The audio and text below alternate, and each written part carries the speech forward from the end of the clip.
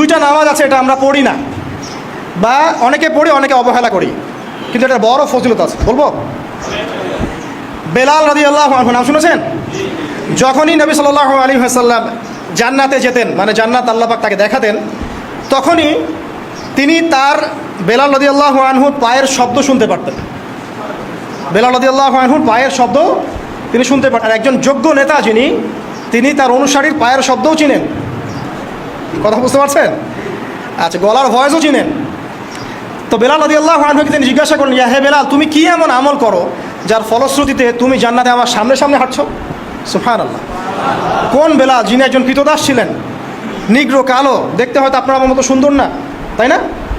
African মানুষ, যাকে ওই যে রোদের মধ্যে শুয়ে পিটানো হয়েছিল, হয়নি? সেই বেলাল রাদিয়াল্লাহু আনহু।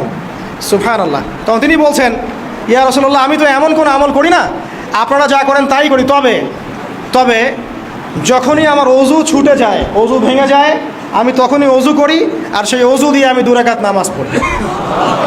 এই নামাজটাকে কি বলে? তাহিয়াতুল ওযু। এই তাহিয়াতুল ওযুটা আমরা আদায় করার চেষ্টা করবো, আল্লাহ পাক তৌফিক দান। আরেকটা আছে তাহিয়াতুল মসজিদ। দেখবেন অনেকেই মসজিদে আসি আমরা ধাপ করে বসে পড়ি, তাই না?